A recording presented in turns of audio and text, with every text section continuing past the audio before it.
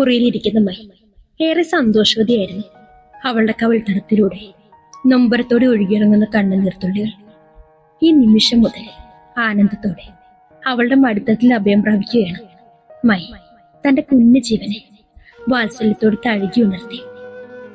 എനിക്കറിയാമായിരുന്നു അവൻ വരുമെന്ന്. കാരണം അവന്റെ തന്നെ ബാബ നീ. എന്നെക്കാൾ മുന്നേ അവൻ മരുന്നുണ്ടെന്ന് മനസ്സിലായി കാണുന്ന നീ. അതുകൊണ്ടല്ലേ കുറച്ചു മുന്നേ എന്നെ സ്പർശിച്ചുകൊണ്ട് നീ നിന്റെ സന്തോഷം പ്രകടിപ്പിച്ചത്. മൈ തന്റെ പുറം കൈകൊണ്ട് കണ്ണുനീർ തുടച്ചു. ഇടതുപേരിൽ കിടക്കുന്ന മോതിരത്തിലെ അമർത്തി ഉന്നയിച്ചു. റൂമിന് പുറത്ത് ആരുടെയോ കാൽപെരുമാറ്റം പെട്ടെന്ന് അവൾ കേൾക്കാനിടയായി. യാഷാണ് അവള് വെറുതെ തെറ്റിദ്ധരിച്ചു അവനെ പെട്ടെന്ന് അഭിമുഖീകരിക്കാൻ അവൾക്ക് കഴിയാതെ പോയി. ഒരു സാമീപ്യം മുന്നിലേക്ക് വരുന്നുണ്ട്. ഒപ്പം തനിക്ക് മുന്നിൽ മുട്ടുകുത്തി നിൽക്കുന്നു. അവൾ അറിഞ്ഞു. മൈ മുഖം ഉയർത്തി നോക്കി. നക്ഷത്ര അവളെ നോക്കി ഹർഷമായി പുഞ്ചിരിച്ചു. മൈ നെട്ടിപ്പോയി. അവൾ എന്താ ചെയ്യുന്നതെന്ന് ആലോചിക്കും മുന്നേ നക്ഷത്ര അവളുടെ മുറിവുണ്ടായ കാൽപാദം കയ്യിലെടുത്ത് മൈ വിറച്ചുകൊണ്ട് അവളെ നോക്കി.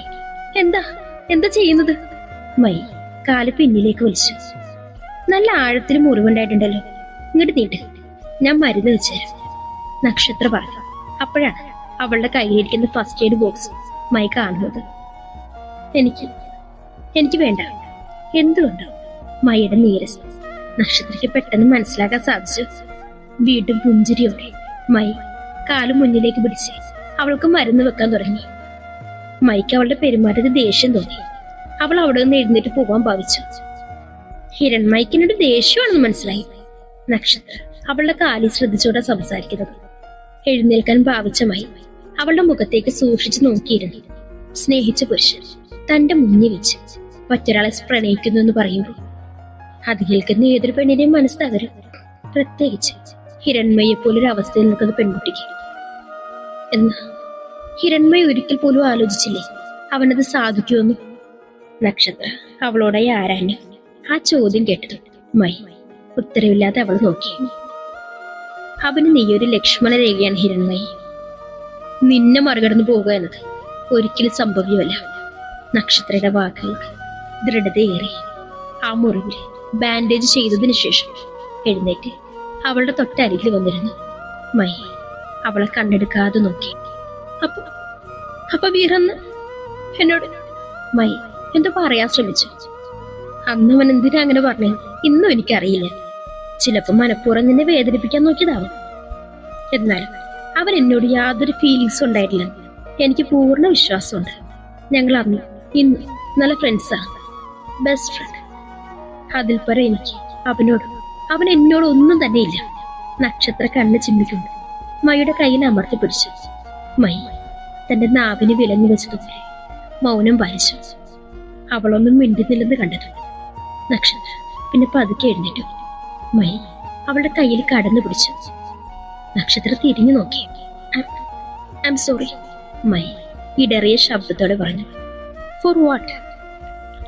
ഹിരൺമയി അതിനൊന്നും ചെയ്തില്ലല്ലോ. പക്ഷെ മനസ്സിലുണ്ടായിരുന്നു നിന്നോട് ദേഷ്യമായിരുന്നു. ഞാൻ നിന്നെ തെറ്റിദ്ധരിച്ചു പോയി. മൈ കുറ്റബോധത്തോടെ പറഞ്ഞു. അതെനിക്ക് മനസ്സിലായി. ഓക്കെ പെണ്ണെ.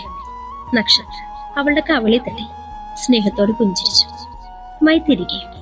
സമയം പിന്നെയും കടന്നു പോയപ്പോൾ മൈയുടെ റൂമിന് മുന്നിൽ അവന്റെ കാലുകൾ നടന്നെത്തി. വാതിക്കൽ നിന്നുകൊണ്ട് തന്നെ റൂമിലേക്ക് നോക്കിയ യാഷിന്റെ കണ്ണ് നന്നായി വികസിച്ചു പോയി. പ്യൂർ വൈറ്റ് വാളിൽ നിറയെ അവന്റെ ഫോട്ടോസ് ആയിരുന്നു ഉണ്ടായിരുന്നത്. അതിൽ മൈയോടൊപ്പം ചില ഓർമ്മകൾ സ്ഥാനം പിടിച്ചിരുന്നു. അവൻ കൂടുതൽ മുന്നിലേട്ടേക്ക് വന്നു. ശേഷം അതെല്ലാം ഇമവിട്ടാതെ വീക്ഷിച്ചു, ആസ്വദിച്ചു. ഓരോ ചിത്രങ്ങൾ അവനെ കഴിഞ്ഞ കാലം ഓർമ്മിപ്പിച്ചു. അവന്റെ കണ്ണുകൾ അവളെ തേടി. റൂമിലെങ്ങും മൈയില്ല. എന്നാ തുറന്നു കിടക്കുന്ന ബാൽക്കണിയിൽ ആരോ നിൽക്കുന്നത് പോലെ അവന് തോന്നി. അവൻ അവിടേക്ക് നടന്നു. ഊഹിച്ചതുപോലെ അവിടെ മൈ നിൽക്കുന്നുണ്ടായിരുന്നു. അവൻ വരുന്നുണ്ടെന്ന് അവൾക്കും അറിയാമായിരുന്നു. അവളുടെ നെഞ്ച് ദ്രുതഗതിയിൽ മുടിച്ചു. യാഷ അവളിൽ നിന്ന് 2 അടി അകലം വലിച്ചു. എന്നാൽ അവളുടെ നേരെ തന്നെ വന്നു. മൈക്ക് അവന്റെ മുഖത്തേക്ക് നോക്കാൻ ധൈര്യപ്പെട്ടില്ല. എന്നാൽ യാഷിന്റെ കണ്ണുകൾ അനുസരണയില്ലാതെ അവൾക്ക് നേരെ തിരിഞ്ഞു. അവളുടെ വീർത്ത വയറിലേക്ക് നോക്കുന്നു. മനസ്സ് കൈവിട്ടു പോകുമ്പോലെ. തന്റെ ജീവന്റെ തുടിപ്പ് അതിലൊന്ന് തലോടെ അവന്റെ കൈകൾ ധരിച്ചു. പക്ഷെ സംയമനം പാലിച്ച് അവനവളുടെ മുഖത്തേക്ക് നോക്കി. മുമ്പത്തെ പോലെയൊന്നുമല്ല, സ്ലിം ആയിരുന്നു അവൾക്ക്. മൊത്തത്തിലൊന്ന് തടിച്ചിട്ടുണ്ട്. കവിളിൽ നിറയെ മുഖക്കുരുക്കളും കുരുനിറങ്ങി അവിടെ ചുവന്ന് കിടപ്പുന്നുണ്ട്. പ്രഗ്നന്റ് ആവുമ്പോ ഇങ്ങനെയൊക്കെ ഉണ്ടാവും? യാഷ അത്ഭുതത്തോടെ അവൾക്ക് സംഭവിച്ച മാറ്റങ്ങൾ നോക്കി കാണാൻ തുടങ്ങി. എപ്പോഴും മയുടെ നോട്ടം തന്നിലേക്ക് നീളാൻ പോകുന്നെന്നറിഞ്ഞതു. അവൻ വേഗം മുഖം പെട്ടിച്ച് നേരെ നിന്നു. മൈ ഒരു കള്ളിയെപ്പോലെ യാഷിനെ നോക്കുകയായിരുന്നു. അവനും ഉണ്ട് ഒരുപാട് മാറ്റങ്ങൾ. ആക്സിഡന്റിൽ തലക്ക് പരിക്കുണ്ടായത് കാരണം ഡ്രസ് ചെയ്യുന്നതിന് മുന്നേ അവന്റെ മുടി മൊത്തത്തിന് മുറിച്ചു കളഞ്ഞിരുന്നു. എന്നാലും ഏകദേശം വളർന്നിട്ടുണ്ട്. പക്ഷെ പഴയതുപോലെയല്ല. അവന്റെ മുടി എന്നും പാറിപ്പറന്ന് അലങ്കോലമായിട്ട് കിടക്കുന്നത് കാണാനായിരുന്നു അവൾക്ക് ഇഷ്ടം. അതിലവൻ സുന്ദരനായി കാണുമായിരുന്നു. അതിനാൽ അവൻ ഒരുപാട് മിസ് ചെയ്തിരുന്നു. ഇപ്പോഴും അവന്റെ മുഖത്ത് മുറിവിളങ്ങിയ പാടുകളുണ്ട്. അതോടൊപ്പം കഴുത്തിൽ കയ്യിലുമില്ല. മൈക്ക് അവനോട് ചോദിക്കാൻ അനവധി ചോദ്യങ്ങളുണ്ടായിരുന്നു. അതിനുത്തരം കേൾക്കാനും അവന്റെ നെഞ്ചി ചേർന്ന് നിൽക്കാനും 1000 മാപ്പ് പറയാനും പൊട്ടിക്കരയാനും അവൾക്ക് തോന്നി. അതാ റെയിലിംഗിൽ ഇരുന്ന് അവന്റെ കരയിൽ ലക്ഷ്യമാക്കി അവളുടെ വിരലുകൾ നീണ്ടത്. അതറിഞ്ഞെന്നാണ് യാഷ് പെട്ടെന്ന് കൈ രണ്ട് പിന്നിലേക്ക് മാറ്റി. മൈ അറിയാതെ വിളിച്ചുപോയി. നീ ജയിച്ചെന്ന് കരുതണ്ട ഹിരൺമയി. ഞൊടിയിടയിൽ തന്റെ ചൂണ്ടുവിരല് അവൾക്ക് നേരെ ചൂണ്ടി യാഷ് മൈക്ക് നേരെ തിരിഞ്ഞു. പെട്ടെന്നുള്ള അവന്റെ വാക്കുകളിലും നീക്കത്തിലും ഭയന്നു മൈ പിന്നിലേക്ക് വേച്ചുപോയി. നീ ജയിച്ചെന്ന് കരുതണ്ട. ഞാനിപ്പോ വന്നതേ നിന്നോടുള്ള പ്രേമം മൂത്തിട്ടൊന്നുമല്ല. ദേ ഇവിടെ ഇവിടെ കിടക്കുന്നത് എന്റെ കൂടി ജീവനാ. ഈ കുഞ്ഞിനെ എനിക്ക് വേണമെന്നുള്ളത് കൊണ്ടാ ഞാൻ വന്നത്. യാഷ് അവളുടെ വയറിലേക്ക് കൈ ചൂണ്ടി. അവന്റെ വാക്കുകളിൽ അവളുടെ മനം നൊന്തു. യാഷ് അവളുടെ മുഖത്തേക്ക് ചെറുവിരൽ വ്യത്യാസത്തിൽ മുഖം അടുപ്പിച്ചു നിന്നു. ഒരിക്കലും നീ ഇന്ദറിനോട് പറഞ്ഞിരുന്നു, ഞാനിതറിയുമ്പോൾ നിന്നിലേക്ക് മടങ്ങി വരുന്നത് അതൊരിക്കലും നിനക്ക് വേണ്ടി ആയിരിക്കില്ലെന്ന്, ഈ കുഞ്ഞിന് വേണ്ടി ആയിരിക്കുമെന്ന്. Yes, it's still happening. കാരണം എനിക്കിതിന് ഇഷ്ടമല്ല ഹിരൺമയി. മയ്യയുടെ ഇരു തോളിൽ കൈകൾ സ്ഥാപിച്ചവൻ പറയുന്നു. അവളുടെ മുഖം സങ്കടം കൊണ്ട് വീർപ്പൂട്ടി. എനിക്ക് നിന്നെ ഒട്ടും ഇഷ്ടമല്ല.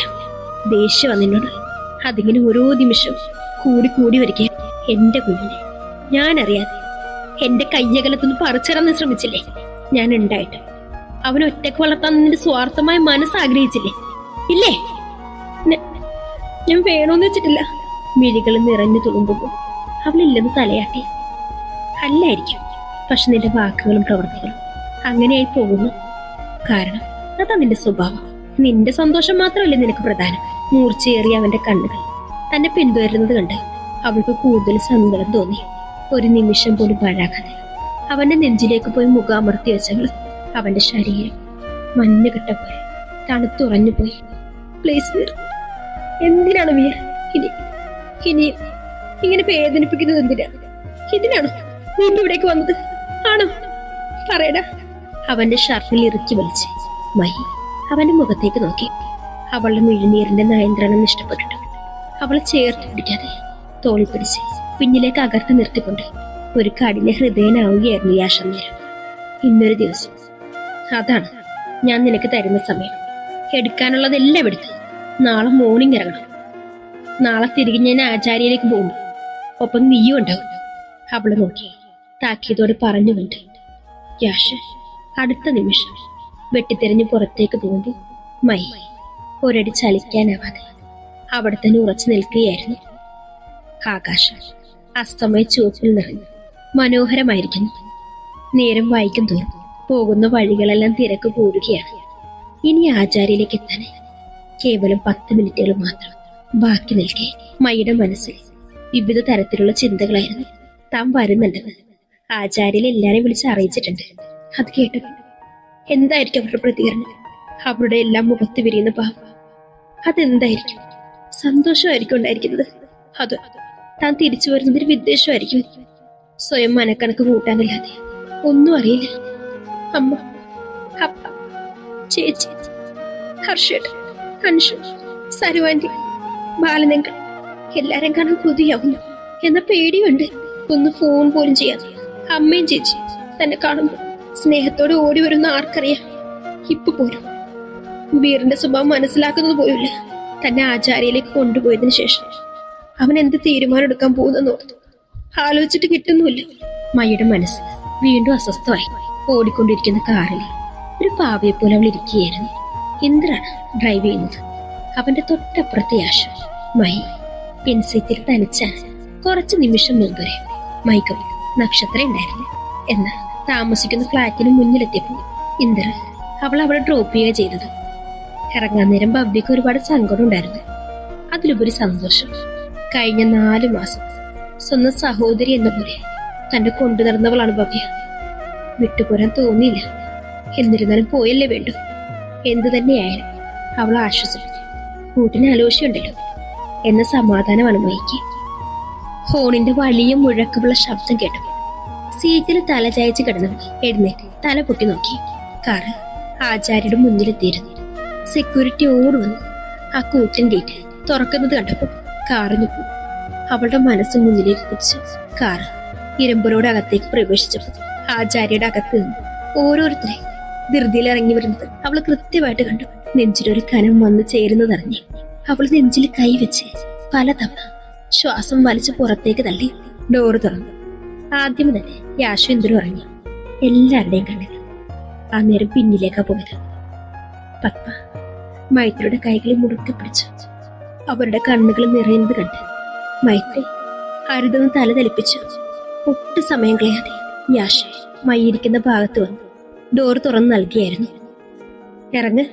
ശബ്ദം അല്പം മയപ്പെടുത്തി യാഷ അവളെ നോക്കി. മൈത് എപ്രാളത്തോടെ അവളെ നോക്കി.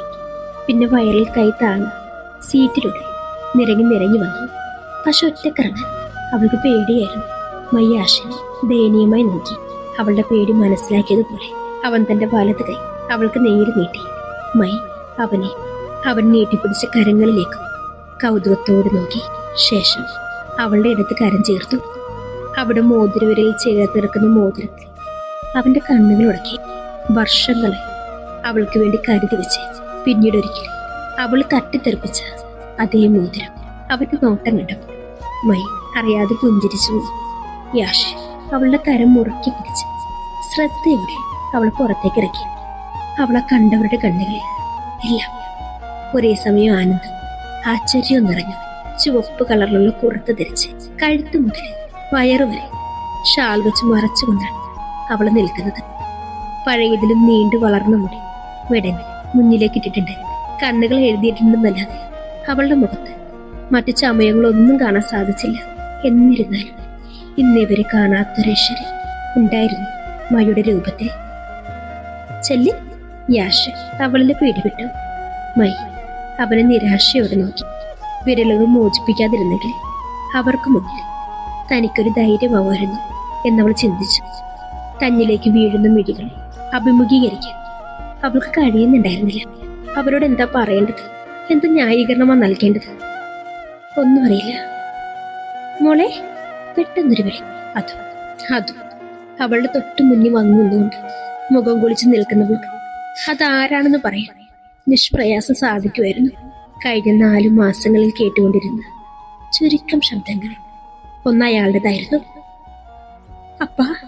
മൈ വലത് കൈകൊണ്ടുകൊണ്ട് വാപൊത്തി അദ്ദേഹത്തിന് മുന്നിൽ നിന്ന് തേങ്ങി.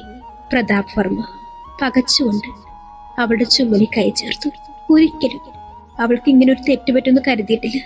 മൈ എന്നും സ്ട്രോങ് ആയിരുന്നു, വാശിക്കരിയായിരുന്നു. ഒരാൾക്ക് മുന്നിൽ മാത്രമാണ് അവള് തോറ്റുപോയത്. യാഷറിന് മുന്നിൽ അവളുടെ സങ്കടം കണ്ടു നിൽക്കാൻ അയാൾക്കായില്ല. മകളെ അയാൾ നെഞ്ചോട് ചേർത്തു.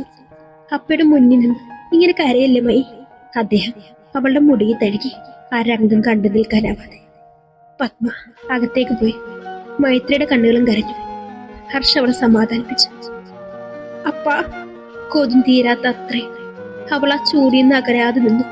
പ്രതാപ് കൂടുതലൊന്നും പറയാതെ അവളുടെ ശിരസിൽ ഉമ്മവച്ചു. ശേഷം അവളുമായി മുന്നിലേക്ക് നടന്നതും അകത്തു നിന്നു ഒരു വെള്ളിത്താലവുമായി മൈത്രി വരുന്നുണ്ടായിരുന്നു. മൈ 2 സ്റ്റെപ്പ് കയറി നിന്ന് മൈത്രി നോക്കി. എന്നാ മൈത്രി അവളെ ഗൗനിക്കാതെ മയ്യെ കർപ്പൂരം ഒഴിഞ്ഞു അല്പം കുങ്കുമം എടുത്ത് അവളുടെ നെറ്റിയിൽ തൊട്ടുകൊടുത്തു. മൈ കണ്ണുകളടച്ച് അത് ഏറ്റുവാങ്ങി. വീണ്ടും അവളെ നോക്കി പുഞ്ചിരിച്ചു. മൈത്രി മുഖം പൊട്ടിച്ചു മാറ്റി ഹർഷന് മുന്നിനടുത്തേക്ക് ചെന്ന് നിന്നു. മയുടെ മുഖം പാടി. വാ മോളെ. സരു അവളെ അകത്തെ പൂജാമുറിയിലേക്ക് വിളിച്ചോണ്ട് പോയി. മൈത്രി സാരി തുമ്പോണ്ട് കണ്ണു തെറിച്ചു. എന്തിനാ ഈ കള്ള നാടകം? അവളോട് ഇങ്ങനെ റൂഡായിട്ട് ബിഹേവ് എത്ര നാൾ സാധിക്കും ത്രയാ? ഹർഷ അവളെ നോക്കി ചോദിച്ചു. ഇനിയിപ്പൊ അവളോടെ കുറച്ച് റൂഡായാലും സാരമില്ല. അവളിനി ഇവിടെ തന്നെ ഉണ്ടാവുമല്ലോ. നമ്മൾ വിട്ട് എവിടേക്ക് പോകില്ലല്ലോ. മൈത്രി കരഞ്ഞുകൊണ്ട് ചിരിച്ചു.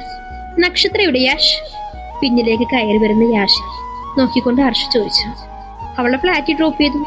യാഷ് മറുപടി പറഞ്ഞുകൊണ്ട് മൈത്രിയുടെ മുന്നിൽ വന്നു.